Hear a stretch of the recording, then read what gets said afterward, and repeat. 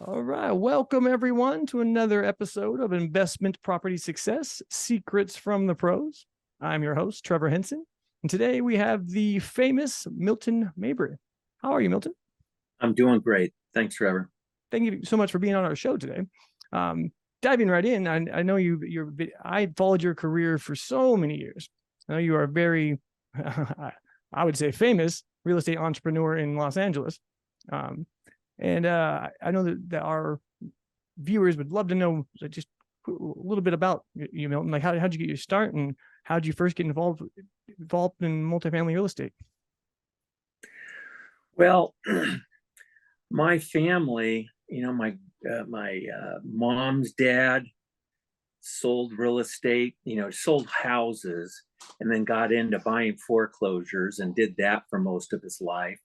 And then my other uncle on my mom's side just sold houses all his life and did well. And then my dad and my uncle eventually got together, and my uncle did hard money loans, and my dad was selling a few income properties. And then eventually people wanted somebody to manage it, so he got into that and dabbled in that for a while. So I got a lot of start. I was cleaning carpets and doing things for him just to make some side money in high school. So that's kind of how I got my start. I initially really didn't want to go to college, but he forced me. And after graduating in '86, I started working with my dad full time. He was an engineer by trade and was always very analytical, and I was less so. I was a little more impulsive. So I was the yin to the yang, and I really wanted to build, buy, and I didn't like property management, but we did it as kind of a necessary evil to have income coming in. So that's basically how we got started, and kind of kept on growing it throughout the years from there.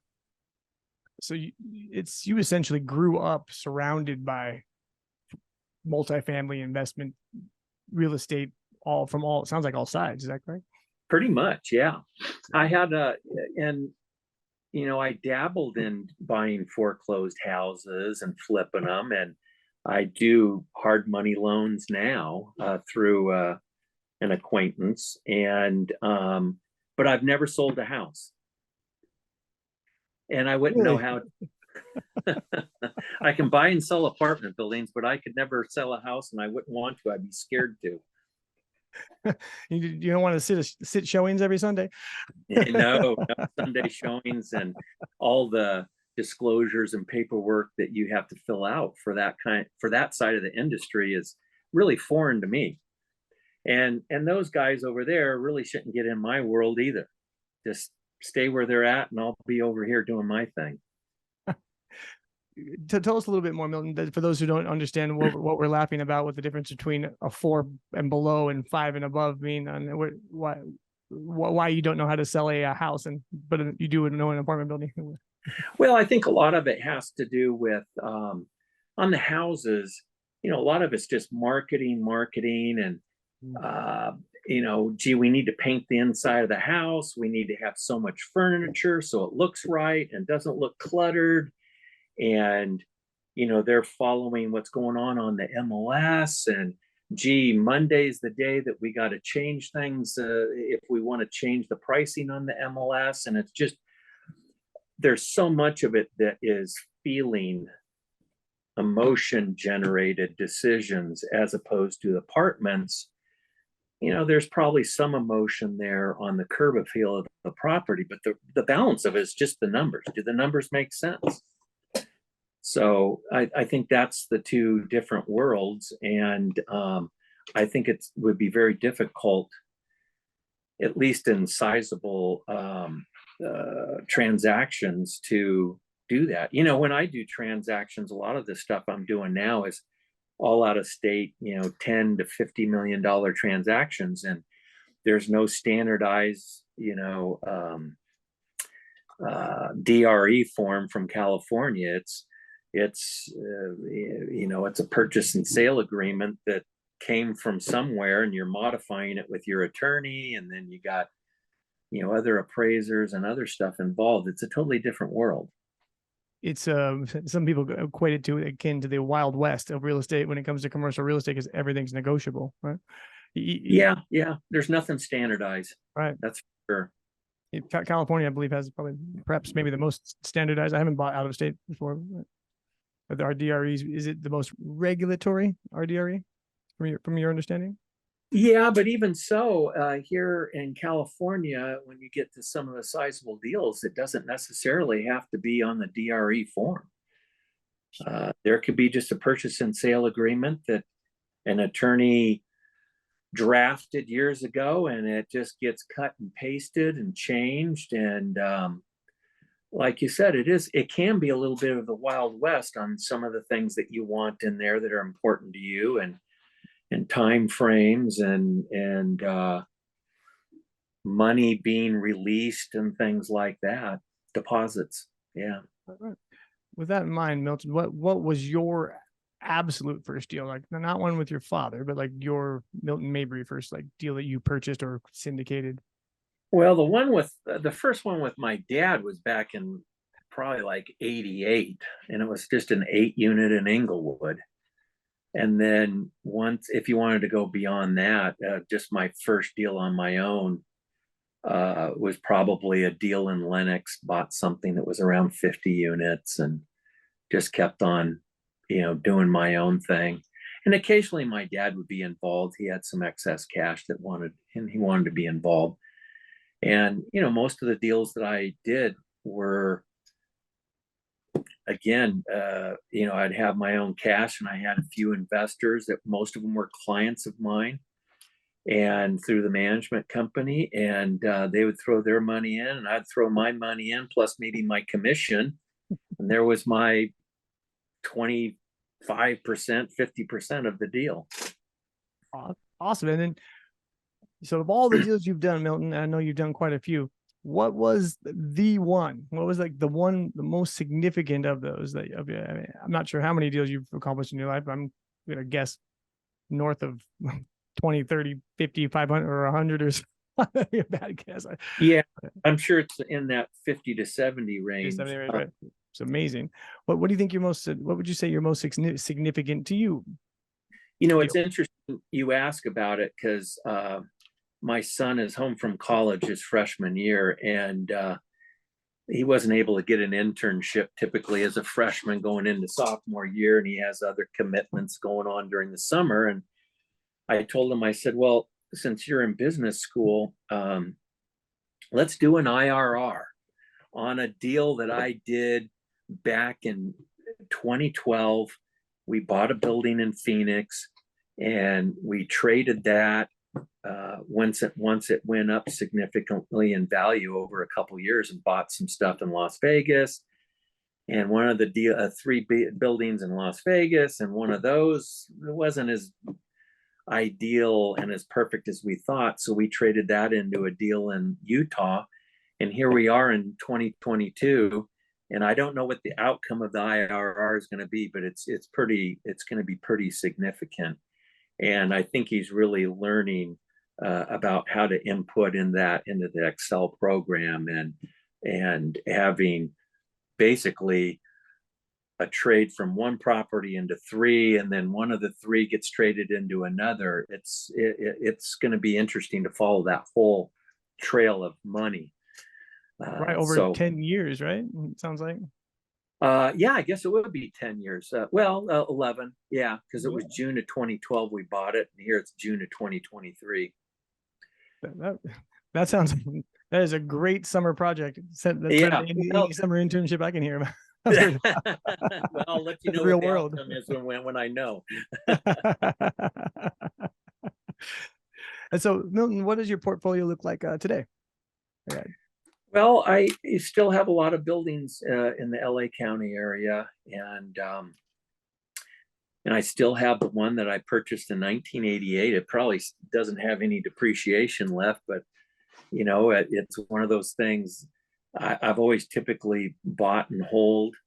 Occasionally, you'll find a building that you thought you knew what you were doing, but boy, it just isn't panning out like you want. So you exchange it. And honestly, I think there's only one or two buildings I can think of that we actually sold it and paid the taxes. Everything else has just been traded up along the way. Wow. Yeah. So message here is buy and hold forever. If you think about it, why not? Once you die, then you get a new stepped up basis for the living spouse. And then from there, the kids get it. So, if you time it right and you keep on going in the right direction, there's benefits along the way later on. Leave a nice legacy for your family. And yeah, exactly. Best things one of the best things that I know about real estate. It's the same on my side. That's the buy and hold, and that's my 401k to my family. If I ever get hit by a bus, here they are. Like, we already got a management company in place. You guys are fine. It's just going to transfer to the trust. There you go. Exactly. And so it goes without saying, but I want to make sure I ask you. What portion of your portfolio is multifamily versus commercial, or is it all multifamily? I have one office building that I bought, and when we had our management company, we had our office there, and that may be a building I'll sell just because it's not worth having around anymore. But I've always been in multifamily. I've never bought anything else. And why is multifamily the right space for you, Milton? And why was it you? I guess because I kind of fell into that direction. But you look at the increase in rents for multifamily over the years, they just keep on going up and up and up. And I look at my office building and the amount that the rents have gone up, it really hasn't gone up that much over the past 20 years compared to apartments. Mm-hmm. And I think that there's always going to be a need for a place for somebody to live. We saw through the pandemic that, they were having people work from home. One of my sons now works from home 2 out of the 5 days of the week for a bank that he works at. And he works from home, an apartment. So, that's a need that's always going to be there. And I think retail, you got the Amazon issue going on, and delivery of from a warehouse opposed to the brick and mortar. I just see some limitations on those areas. And even though multifamily is challenging in the California environment, boy, everybody's got to have a place to live. Indeed, we do. And population is only expanding.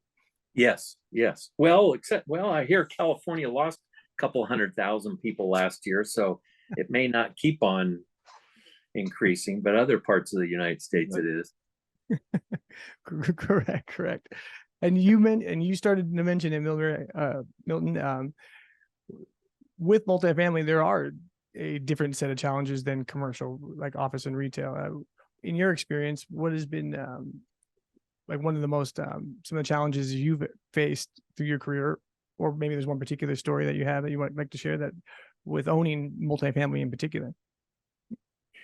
Unfortunately, I think it's just really the government at this point in time, whether it's local city or county or state, and they've all imposed some type of rent control along the way, and they want to tighten it up, and they want to do inspections, and they want to have just cause evictions, and all of that makes it very difficult to run the building.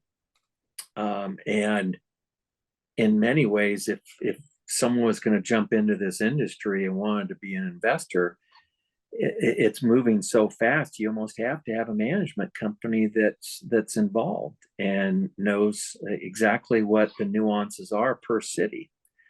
And it is per city now. God, it used to be, it's just LA City and that's it, or Santa Monica. But now every darn city's got to have their own rent control and their own way of looking at it. And it makes it very difficult. And unfortunately, I've seen so many instances where there's a tenant in there and they become a bad apple, and all the other tenants in that apartment building have to suffer because of that one guy, and you can't kick him out. It becomes infectious. You say It could be infectious, or toxic. you just it becomes a real toxic environment, and the other tenants that are good tenants are upset with you because you can't get rid of them, and that guy, thumbs his nose at you all the time because he knows he can get away with it. Right. Yeah. So unfortunately, I think that's the bad part of it. And if you had the ability to kick them out, they would probably act better. And because economically, it doesn't make sense just to toss people out willy-nilly. And I think a lot of government agencies feel that, oh, you're just kicking people out because, you want to act like a tough guy. But economically, it doesn't make a lot of sense. Right. We're usually trying to get people to stay. Yeah. We're trying to get people in and keep them there and let them stay for a while. Yeah. Contrary to exactly. popular belief, we do like our tenants to stay, our good tenants. Very true.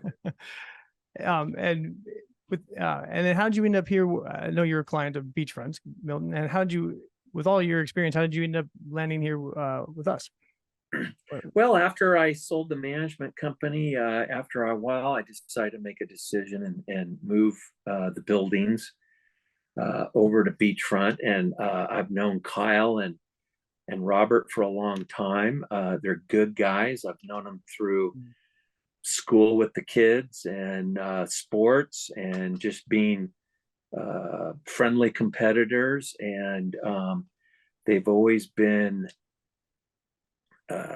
right as rain. If they say it'll be done, it'll be done. Or if they promise or say something, I've just always known them to be really good guys, and integrity, definitely, for sure. Very much integritous and very, very honorable, I believe. Yeah, absolutely. Absolutely. And I know this is a bit off script, Milton, but since we mentioned it, how do you feel trust and honor hold up in today's real estate industry? Is it still worth something? Is a handshake still hold?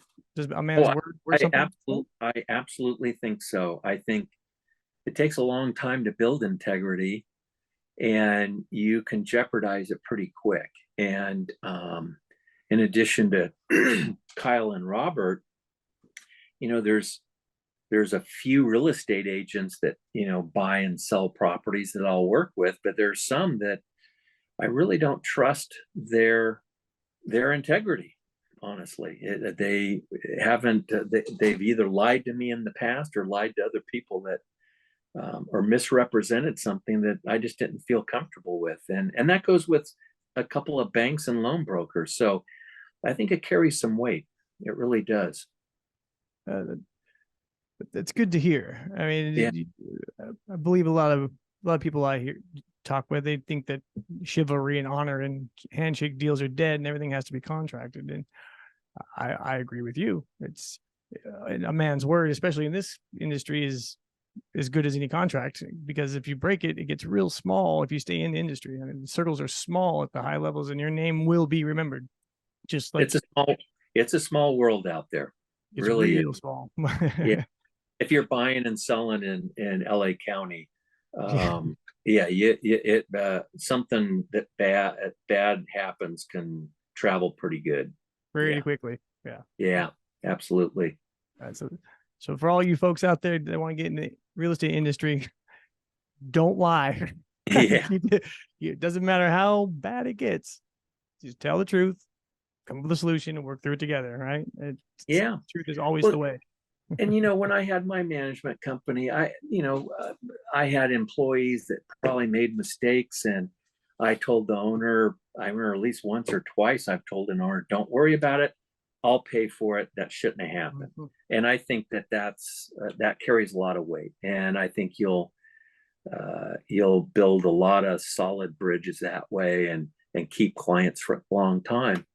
It's a lot harder to get a client than it is to save a client. So Agreed. that's, yeah, Absolutely. maintaining that relationship's pretty easy, but gaining that initial trust and getting his management in your company, that takes a lot of effort. Indeed. And once it's broken, that's that. Yep, exactly. Right. And I'll go tell 10 people about it when it happens that way too. Right. So aside from integrity, Milton, what advice would you give someone who wanted to get into the industry? Like if you were going to say mentor someone, or just give like one good piece of advice that perhaps your father gave you, or something that we haven't talked about, interested in investing or becoming a syndicator, or just getting into multifamily investment in general, what would it be? Well, I think, I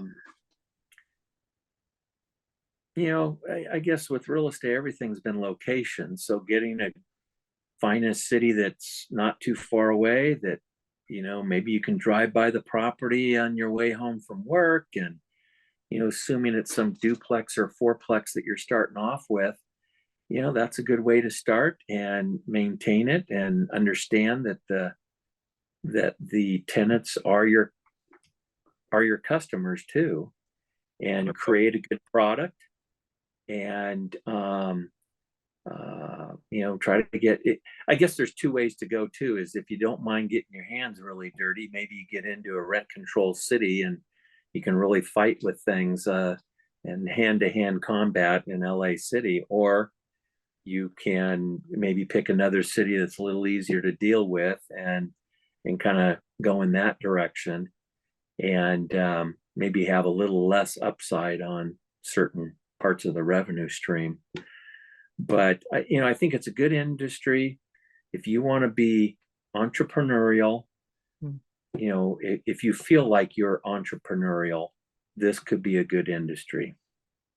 And just buying it and throwing it in a management company's lap and expecting it to all work out, I just don't think that's going to happen. You're going to have to be somewhat involved, and willing to meet with them and think outside the box to deal with certain maintenance or tenant issues.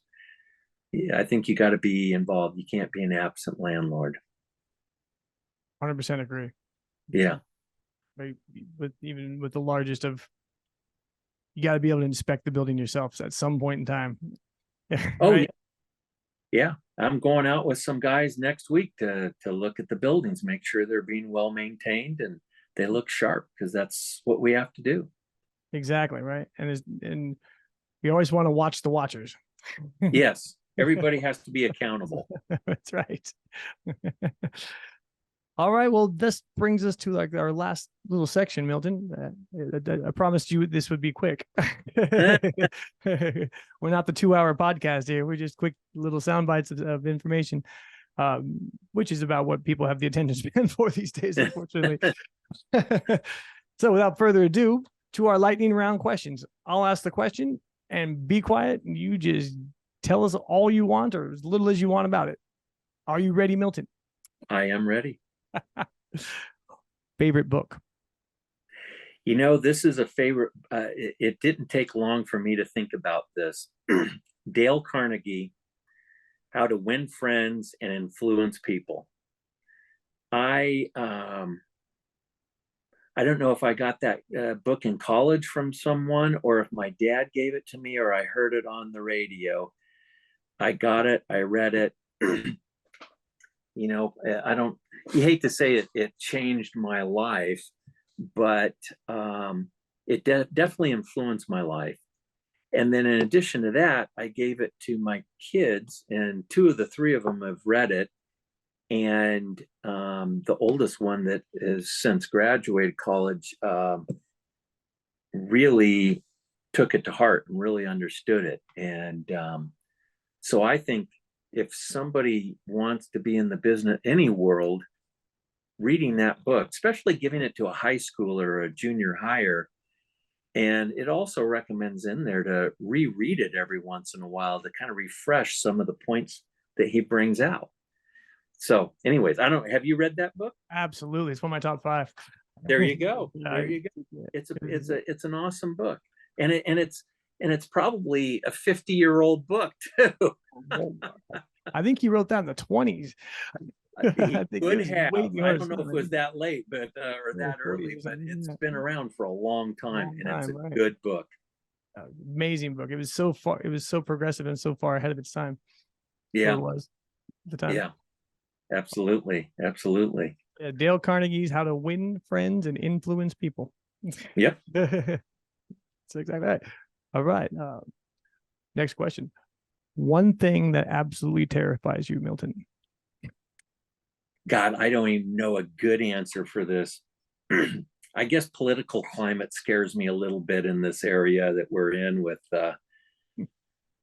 business-wise, employee-employer relationships and landlord and tenant relationships, and the way things are getting pushed. That terrifies me a little bit in the business industry. And I don't think it has to be that way, but it seems to get being pushed in that way. So true. Yeah, isn't it? It is quite terrifying. I didn't think of it that way, but now that you say that. Yeah. Yeah. It's like, oh, are we gonna have to move and sell all of our assets? Yeah. Right. Terrifying. All right. You get to have dinner with any fictional character, living, dead, or cartoon. Who would it be, and what would be the one question you ask them? I couldn't think of fictional, but I could think of some non-fictional people that I would love, because you said, historical. I kind of lend that to a non-fictional character. And boy, some of them that come up would be maybe some of our greatest presidents. I think would be George Washington and Lincoln, and just some of what they went through. And especially George Washington back then, trying to, he was not well thought of by obviously the British, and what he went to, and his perseverance through everything to get our country to where it is, and becoming the first president too. That took a lot of moxie to sign the Declaration of Independence. He was signing his death sentence at that point in time, and I think that says a lot about the people back then and what they had thought about what the British were doing to us at the time. So that would probably be one of the people I would definitely want to have dinner with. And what would be the question you asked Mr. George Washington? You only get one. Yeah. I mean, which one do you want me to start on? There's one question. Who convinced you to sign that document and convince you this is the right direction to go? And he also, was involved with developing the Constitution, and what were the gives and the takes on this whole document that you guys came up with that we're still living with 250 years later. I think those would be a lot of the questions I would.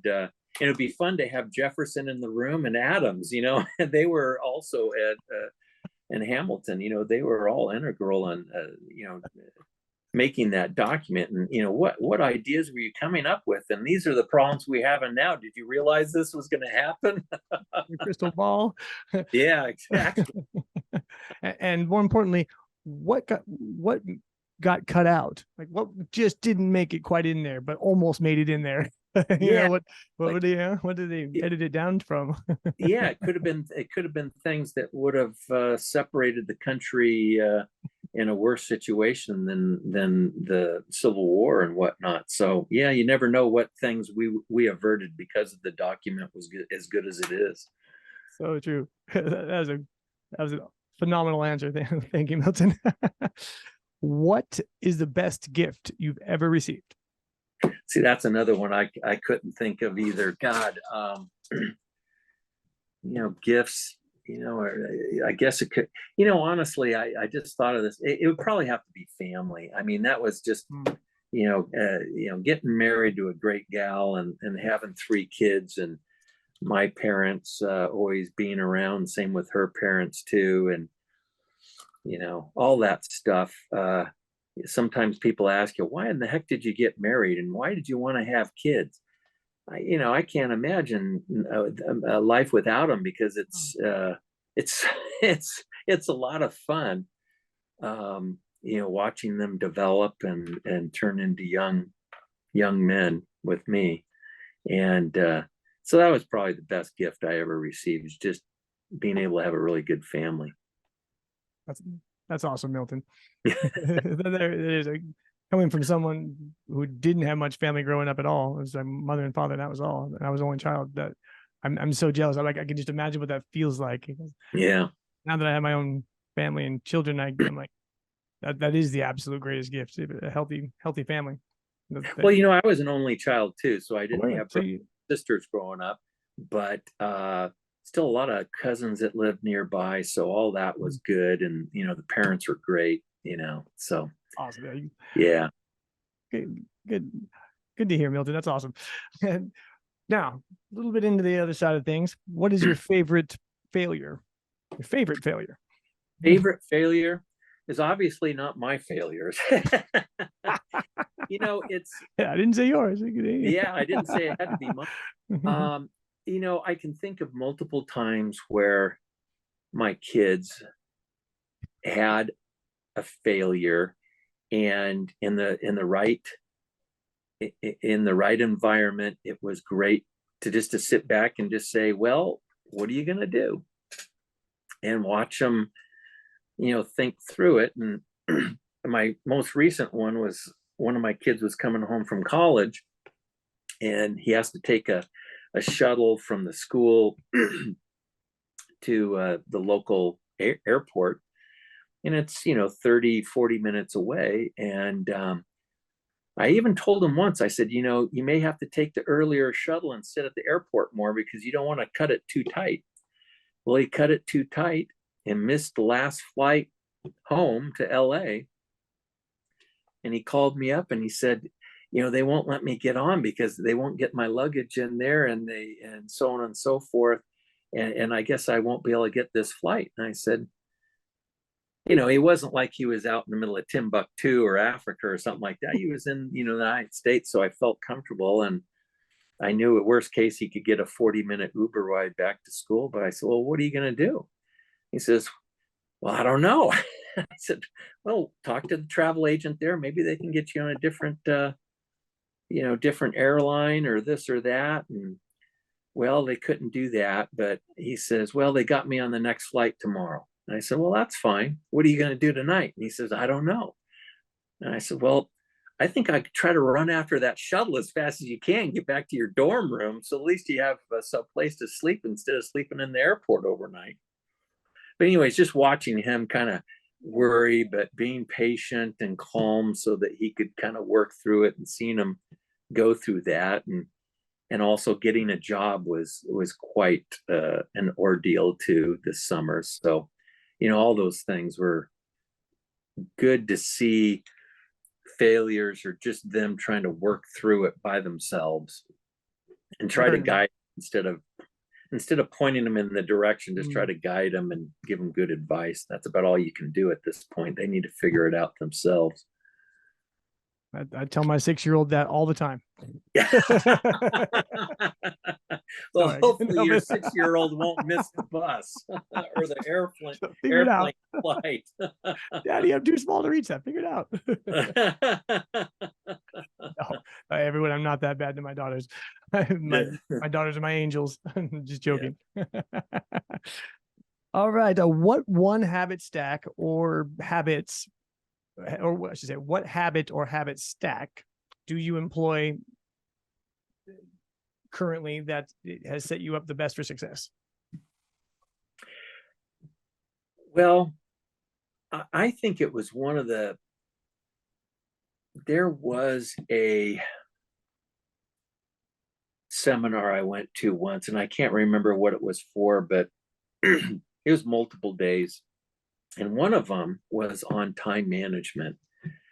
And they went over it in multiple ways. And I think what I got out of it is, obviously time, you can't get it back.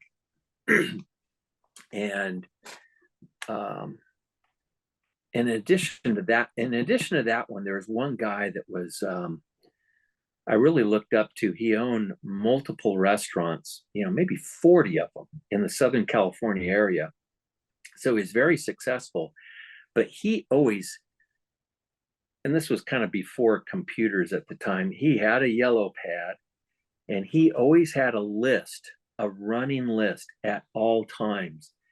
And I think that was part of the time management is if you make a list, you can easily focus and everything. So even today, even though I'm kind of retired, I still have a pad of paper next to the TV while I'm watching the Dodgers or something, and something will pop into my head. And if I don't write it down, it'll go in one ear out the other. And whatever the idea was, it was a good idea.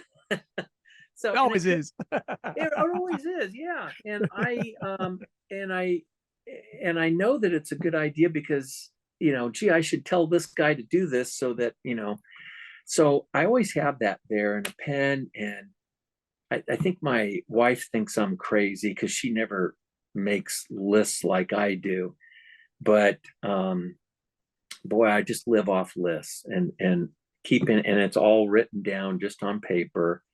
But if I have that, and back when I was running the business, it really, boy, I just can't tell you how much time that saved. And it really did. And that was it.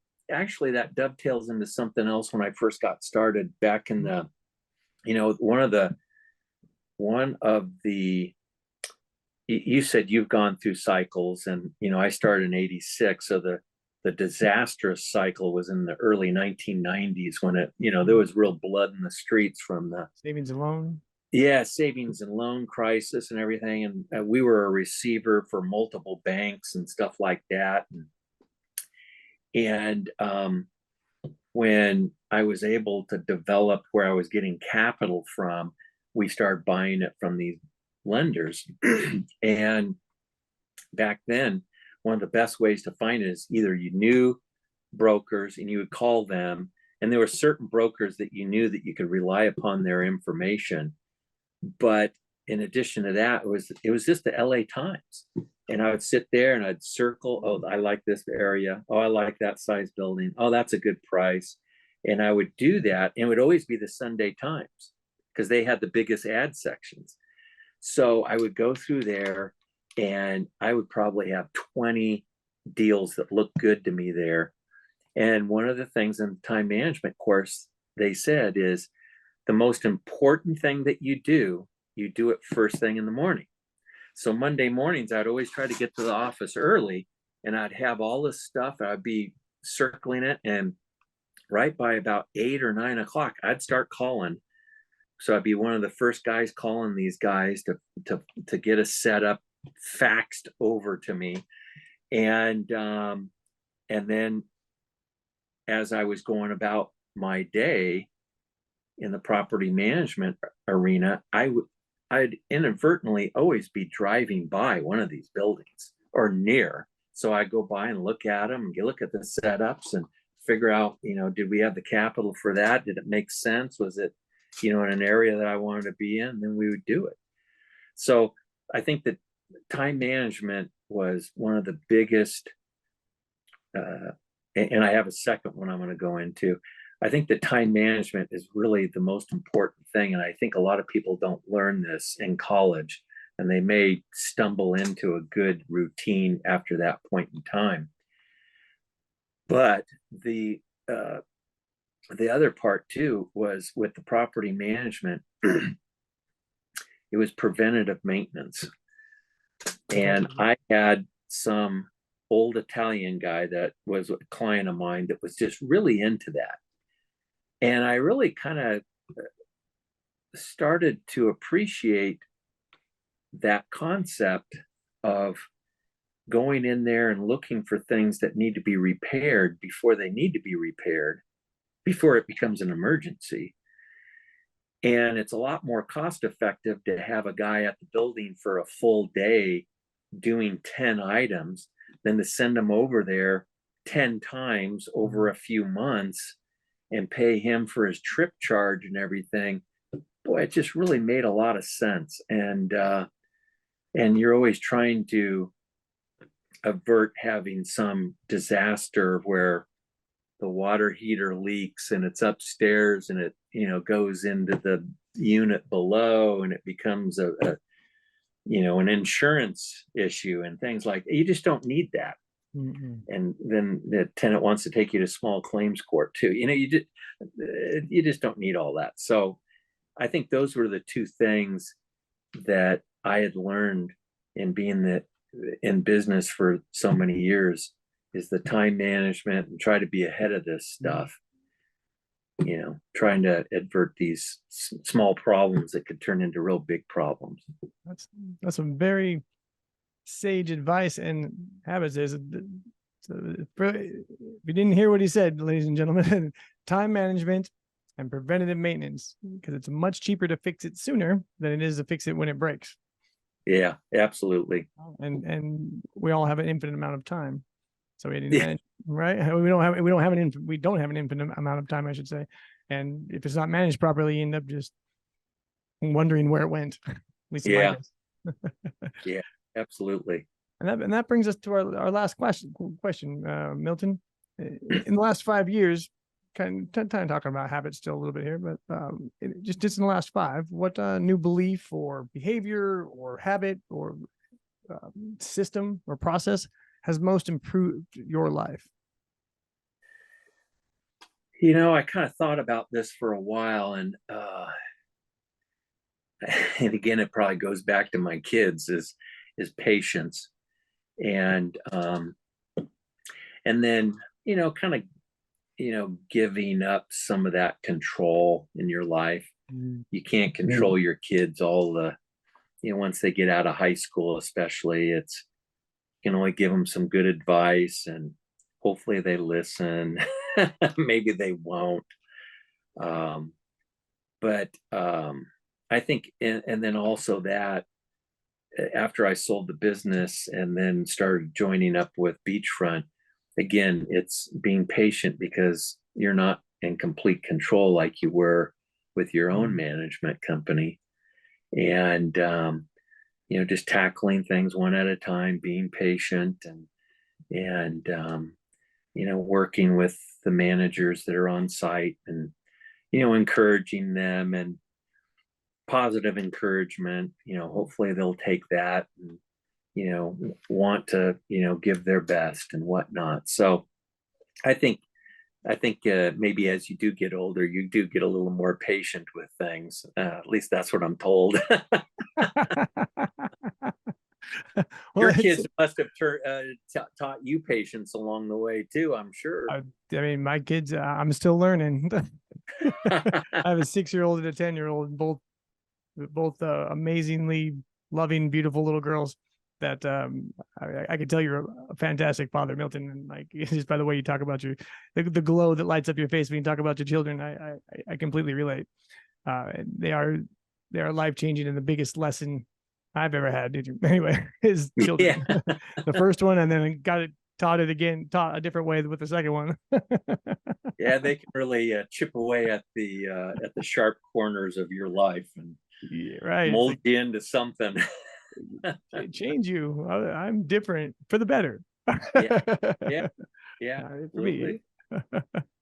Well, that is all for the questions I have today, Milton. Is there any parting shots you'd like to impart upon our viewers out there? Your success. I think just real estate's just been a great industry, and it's very unique. I have some friends of mine that run stock portfolios and stuff, and when you tell them that you can, when they sell a stock, they have to pay taxes. When we sell a building, we can do an exchange, and there's so many ways to make money and do really well at it. And again, if you're going to be in that entrepreneurial mode, if you're a big corporate guy, this may not be, the life for you. But it's it's been good to me, and I've met a lot of great people along the way.